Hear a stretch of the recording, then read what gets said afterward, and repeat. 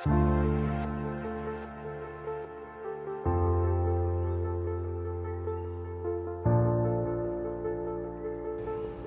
Friends, તમારું સ્વાગત છે મારા કિચનમાં. આજે આપણે બનાવીશું ફાડા લાપસી, જે દરેકના ઘરમાં બનતી હોય છે, પણ એકદમ નવી રીતે તમને શીખવાડીશ આજે હું. અને અહીંયા ફાડા લીધા છે. અહીંયા આપણે એક વાટકી જેવા, અડધી વાટકી આપણે ખાંડ જોઈશે. અને અહીંયા આપણે ઇલાયચીનો પાવડર લીધો છે. તો હવે આપણે ગેસને ઓન કરી દઈશું. અહીંયા આપણે પેન મૂકી દીધું છે અને આપણે 2 ચમચી જેટલું અહીંયા ઘી ઉમેરી દઈશું. સૌથી પહેલા આપણે અહીંયા 2 તજના ટુકડા અને 2 થી 3 લવિંગ લઈશું.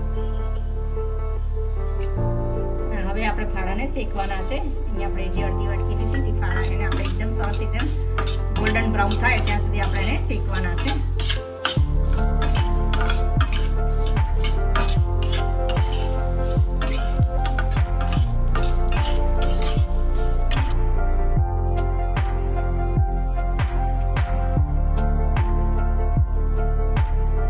ફાડા લાપસી ખાવામાં એકદમ ટેસ્ટી એવી લાગે છે અને 10 મિનિટમાં થઈ જતી હોય છે. કોઈ બી શુભ પ્રસંગમાં પણ બનાવતા હોઈએ છીએ આપણે. અને ગેસની ફ્લેમ એકદમ ધીમી રાખવાની હોય છે.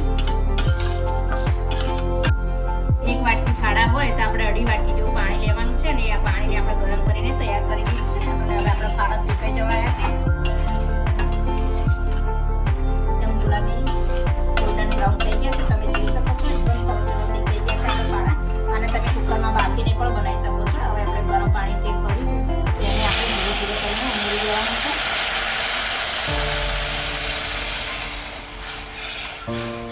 અને હવે જે આપણે ખાંડ લીધી હતી એ ખાંડને આપણે એની અંદર ઉમેરી દેવાની છે અને મિક્સ કરી દઈશું. અને હવે આપણે એને 5 થી 10 મિનિટ માટે એને ઢાંકીને મૂકી દેવાનું છે, જેથી ફાડા એકદમ સરસ ફૂલીને તૈયાર થઈ જશે. 10 મિનિટ થઈ ગઈ છે. હવે આપણે ચેક કરી લઈશું. એકદમ ફૂલીને એવા સરસ થઈ ગયા છે. પાણી બધું સરસ એવું મળી ગયું છે. અને હવે આપણે આની અંદર ઇલાયચી પાવડર પણ ઉમેરી દઈશું. ઘી છૂટું પડે એટલે આપણે ગેસને ઓફ કરી દેવાનો છે.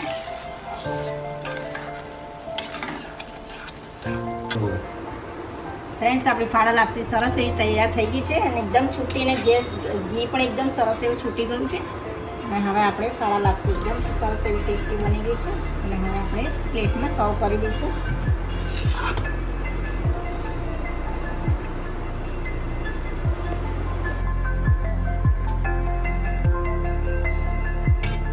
ઉપર આપણે થોડા બદામના ગાર્નિશ કરી દઈશું.